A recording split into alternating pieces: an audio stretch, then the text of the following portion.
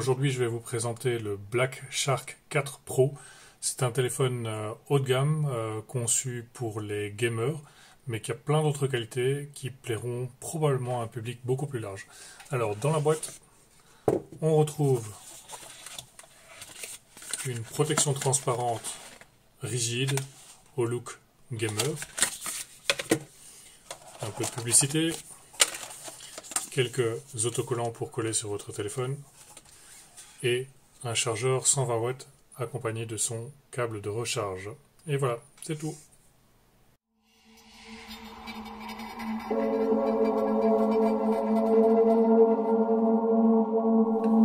Le Black Shark 4 Pro est un téléphone plutôt premium. Bon, il coûte quand même plus que 500 €. Il a un énorme écran de 6,67 pouces. Il pèse plus de 200 grammes.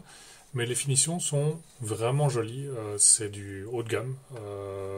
Et donc, ça a beau être un téléphone orienté gamer. Le design le rend quand même assez accessible à un autre type de public également aussi. Donc, le dos est en métal, très réfléchissant avec beaucoup de traces de doigts inévitablement, mais c'est pas franchement dérangeant. Le bloc photo à l'arrière est sous forme de losange et il est placé au centre, donc le téléphone ne va pas cliqueter quand vous le posez sur son dos. Alors,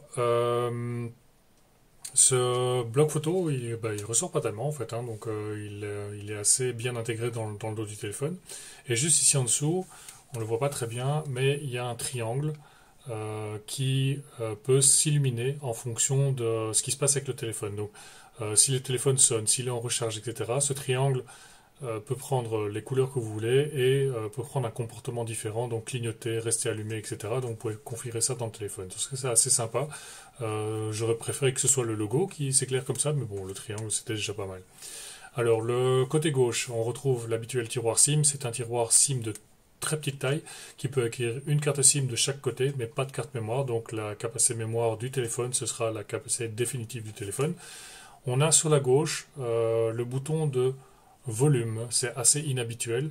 Et la raison est très simple, c'est parce que de l'autre côté, on retrouve deux boutons qui sont propres à ce téléphone, ou plutôt à cette marque de téléphone, qui permettent de faire sortir des gâchettes à gauche et à droite pour pouvoir jouer. Donc on a les gâchettes de tir comme sur une manette de console de jeu, qui peuvent être rentrées ou sorties selon les besoins. Et si vous voulez l'utiliser aussi hors des jeux, la gâchette du bas sert à passer le téléphone en mode une main, donc en mettant un écran tout petit dans le coin ici de l'écran, et l'autre permet de faire des captures d'écran. Donc ces gâchettes, même si vous n'êtes pas joueur, elles ont aussi une fonctionnalité. Au milieu, on retrouve le capteur d'empreinte qui est très rapide comme dans la plupart des téléphones de ce type-là. Au-dessus, on retrouve la grille, une des deux grilles pour le son en stéréo, un capteur de son. L'autre grille, port USB, sortie jack et l'autre capteur de son. Alors dans l'ensemble, le téléphone est plutôt réussi. Donc je disais en introduction que c'était un téléphone conçu pour les gamers, c'est vrai, on retrouve les gâchettes, etc. Mais le design est quand même très ouvert. Donc ce design plaira certainement à un public beaucoup plus large que celui des gamers, à condition d'aimer les grands téléphones et les téléphones qui pèsent assez lourd.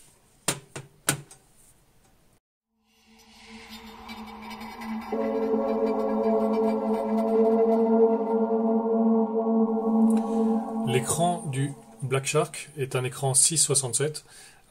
C'est parmi les plus gros écrans qu'on trouve aujourd'hui sur le marché. Donc on en retrouve de cette taille-là chez Redmi, Poco et les autres.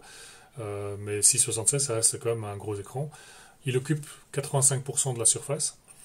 Juste ici au départ, en haut, donc il est interrompu par un capteur à selfie qui est assez petit.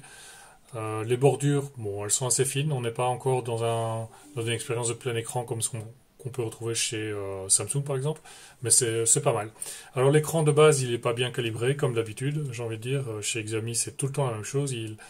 En fait, les écrans sont configurés pour donner un niveau de couleur éclatant, mais qui en fait n'est pas du tout correct d'un point de vue colorimétrique. Alors pour changer ça, il faut choisir le mode standard ici, le mode personnalisé et faire glisser un peu les couleurs vers le haut à gauche. Donc le centre c'est le blanc, il faut orienter le blanc vers un peu de jaune et là vous obtenez une colorimétrie beaucoup plus correcte. L'écran a aussi la possibilité de changer la fréquence. Donc vous avez une fréquence standard à 60 qui peut monter jusqu'à 144 Hz pour une fluidité impeccable. Alors ça c'est très bien, mais il faut savoir qu'en activant la fréquence à 144 Hz, vous allez aussi diminuer l'autonomie de batterie.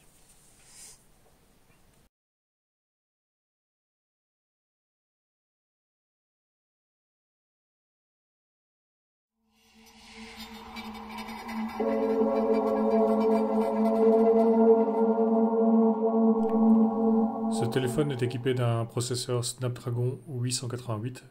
Ce processeur est un des plus puissants pour le moment sur le marché. Au niveau graphique, il a une puce graphique Adreno 660. Là aussi, c'est plutôt le haut du panier au niveau du marché. C'est la même chose que sur le Realme GT. J'ai pourtant obtenu un score inférieur au Realme GT avec Antutu avec 759 000 points. Bon, c'est très bien quand même, mais c'est inférieur aux 800 000 que j'avais obtenu avec Realme GT. Je n'ai pas remarqué de différence entre les deux au niveau performance, donc je ne suis pas sûr qu'il faille attribuer beaucoup de crédit à la différence entre les deux scores. Par contre, la dissipation thermique du Black Shark 4 Pro est bien meilleure parce que je n'ai eu une augmentation que de 4 degrés sur la durée du test. La dissipation est meilleure que celle du Realme GT. Donc au final, l'évaluation, bon, ce téléphone reçoit un score excellent.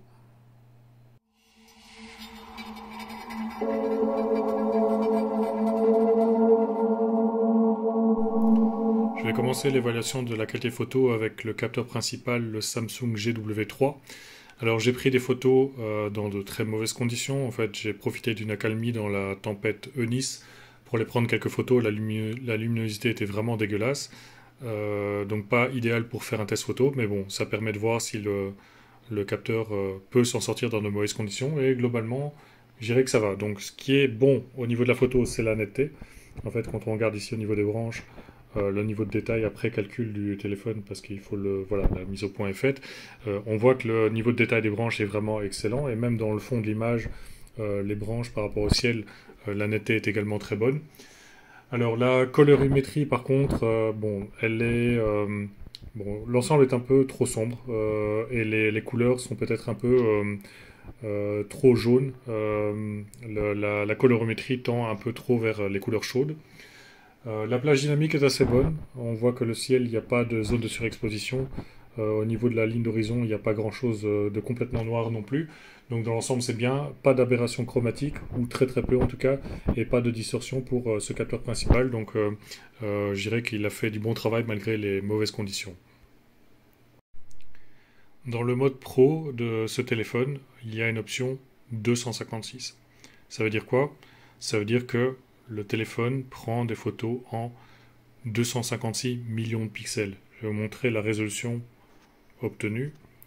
Donc ici on obtient une résolution de je ne la trouve plus, 9280 sur 6944 pixels. Alors comment c'est possible? Le capteur de base fait 64 millions de pixels. Ben, il prend tout simplement plusieurs photos qu'il va superposer pour en obtenir une beaucoup plus grande. Alors quel est l'intérêt, à part avoir des images très très lourdes et pouvoir se vanter qu'on a un téléphone qui peut produire des images à 256 millions de pixels? Ben, c'est le zoom. Quand on se rend compte ici de la précision de l'image jusqu'au point de zoom où j'en suis, on se rend bien compte ici que l'arbre qui sort de l'eau reste encore très très net malgré la distance. Quand je reviens à la taille normale, il est tout petit. Et quand j'utilise le zoom, je zoome et il a encore un niveau de netteté vraiment intéressant. Bon, ça ne vaut pas un zoom optique d'un vrai appareil photo, mais pour un téléphone, c'est franchement pas mal. Le capteur ultra grand angle est un Sony IMX 355 que j'ai testé au moins 10 fois, si pas 15 fois l'année passée. Donc je commence à bien connaître ce capteur. Bon, c'est un capteur ultra grand angle qui permet en fait de prendre des photos sur un plan très large. Ses gros défauts, c'est la netteté. Donc si ici j'essaie de me rapprocher, on voit que les textures des troncs d'arbres sont lissées, surtout sur la périphérie. Là, on perd complètement les textures. Au centre, bon, la netteté est pas extraordinaire, mais elle est pas mauvaise non plus. Et donc ça, c'est pas trop le problème. Par contre, ce capteur Sony a une bonne colorimétrie. Là où ici on voit du vert ressortir pour la végétation, avec le capteur Samsung, ce vert est beaucoup plus terne et apparaît plus brunâtre à cause de la colorimétrie. La plage dynamique n'est pas trop mauvaise non plus pour un capteur de ce type-là. On voit bien ici que le ciel est pas complètement blanc, il y a un peu de texture dedans, et tout ce qui se trouve en dessous de la ligne d'horizon n'est pas complètement sombre non plus. Donc ce n'est pas extraordinaire, mais il faut recadrer le contexte. C'est un capteur ultra grand angle et les photos prises par ce genre de capteur ne sont jamais exceptionnelles, mais ce capteur-ci, franchement, il s'en sort plutôt bien. Alors maintenant, je vais passer à la partie vidéo. Donc le Black Shark est capable de filmer en 4K 60 fps. Et vous allez voir sur la vidéo suivante que la vidéo, malgré les conditions climatiques, est plutôt bonne. La netteté est bonne. Le passage d'une zone claire à une zone sombre est visible mais très rapide. Le focus est très rapide également aussi. Et même en zoomant un peu, on conserve quand même malgré tout une bonne qualité d'image.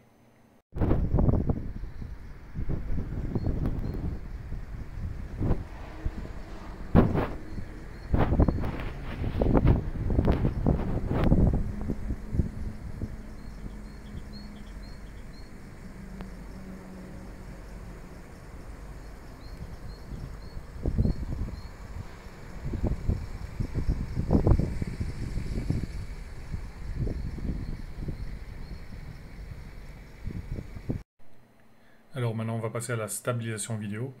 Avec une telle puissance, le Black Shark ne devrait pas avoir de problème à stabiliser la vidéo, et effectivement, c'est le cas. Donc la plupart des chocs sont absorbés, il y a juste un petit recalcul des pixels qui est visible, mais sinon, dans l'ensemble, ça fonctionne assez bien.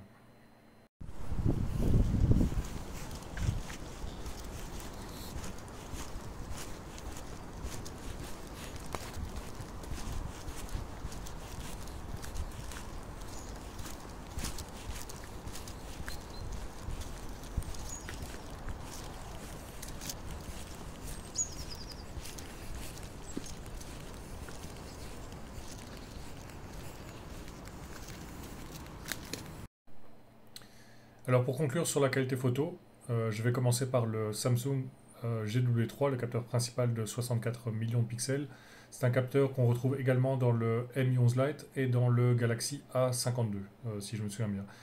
Alors les résultats affichés à l'écran sont des résultats en laboratoire, donc dans un environnement contrôlé, mais généralement ces résultats se retrouvent également sur toutes les photos que j'ai pu montrer avant. Alors la netteté est bonne, le trait est vraiment très fin sur ce capteur. La couleur 5 watts avec le CPU qui tourne à 100%, et quand le GPU tourne à 100%, la batterie était un peu plus endurante.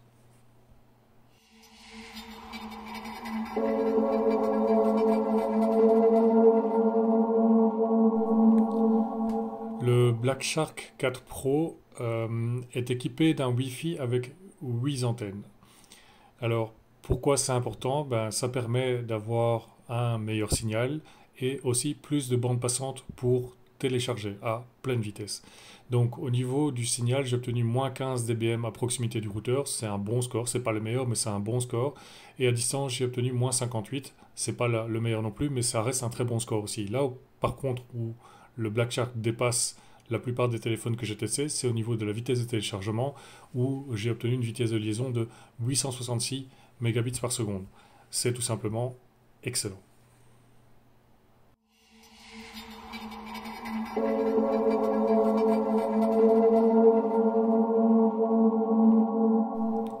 Le Black Shark est équipé d'une puce GPS Qualcomm. Les puces GPS Qualcomm sont généralement moins précises que les puces Mediatek, mais bon, avec 3 mètres de précision, la plupart des applications de cartographie comme Google Maps sont parfaitement capables de corriger ça, donc il ne faut surtout pas s'inquiéter par rapport à ça. J'ai été assez étonné de ne pas trouver plus de fréquences, donc j'ai détecté la L1, B1 et E1 sur les différents réseaux, que ce soit le GPS ou Galileo par exemple. Mais je m'attendais à trouver la double fréquence que certains téléphones peuvent avoir pour plus de précision. C'est pas le cas. Bon, le résultat du test GPS n'est pas mauvais, mais pour un téléphone de cette gamme-là, je trouve que c'est assez moyen, et donc j'aurais pu en attendre un peu plus.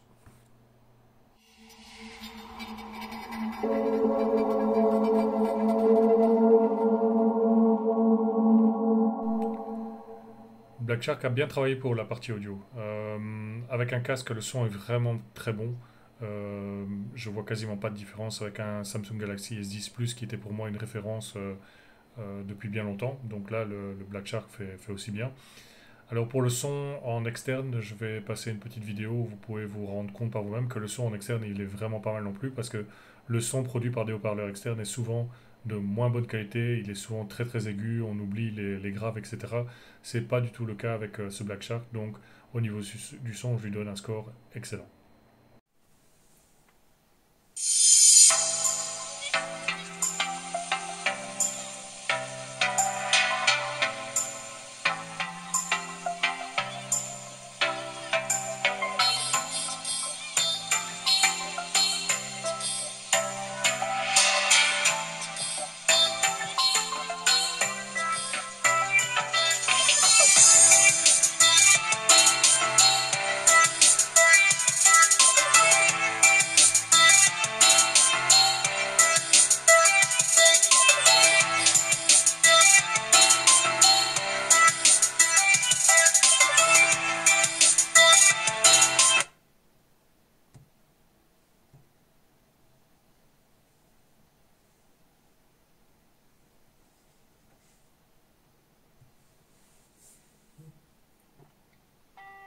For English, press 1.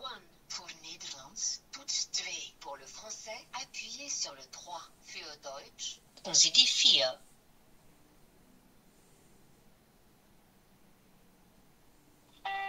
For English, press 1. Pour Nederlands, toets 2. Pour le français, appuyez sur le 3. Für Deutsch, drücken Sie die 4.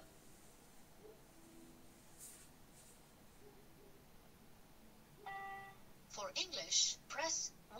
Pour Nederlands, toets 2. Pour le français, appuyez sur le 3. Für Deutsch, drücken Sie die 4.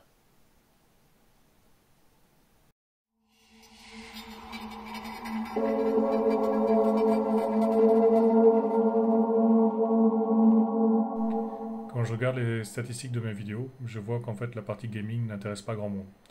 Je pense qu'avec ce téléphone, ça risque d'être différent. C'est un téléphone de gamer après tout. Donc je vais passer deux vidéos. Une prise avec PUBG Mobile en HD et une autre avec Fortnite. Si le gaming ne vous intéresse pas, ben, vous passez à la section suivante. Move freely on Spawn Island while you wait to board the plane.